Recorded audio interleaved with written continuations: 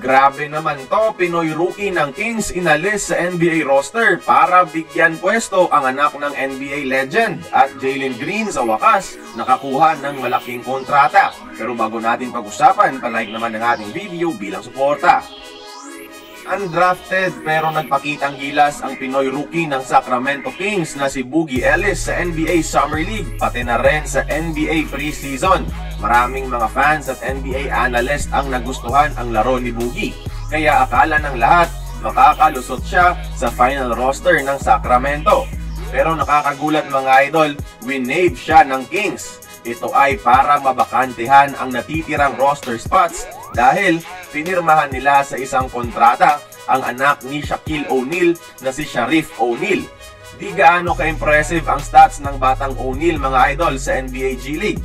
Pero NBA legend kasi ang ama at minority owner pa ng Sacramento for 10 years. So alam nyo na yan, nepotism at its finest at naging biktima ang isang Pinoy rookie na ginapang ng patas ang opportunity sa NBA. Ngayon, ayon sa mga ulat, mananatili pa rin naman sa Sacramento si Boogie sa kanilang G League affiliate na Stockton Kings at doon magde-develop.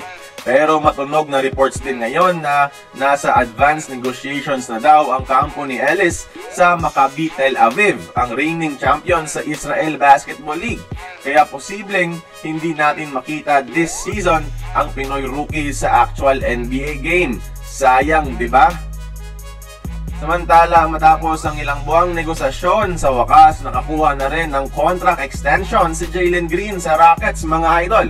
Pero hindi ang hinihingi nitong max contract.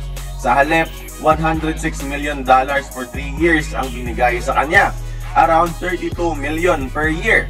Sa naging promising but inconsistent performance ni Jalen sa kanyang unang 3 taon, masasabing fair naman ang offer. Kung gusto niyang magkaroon ng max contract, patunayan niya muna by being consistent and syempre maging all-star sa mga following seasons. Kaya kayo mga idol, balik muna tayo kay Boogie Ellis. Makatarungan ba ang ginawa ng Kings sa kanya na inalis para magkaroon ng pwesto ang anak ng NBA legend? Join the conversation, magkomento lamang sa ibaba.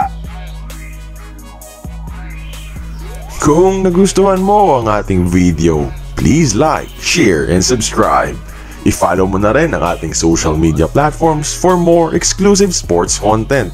Until then, this has been Courtside Buckets. See you on the next one.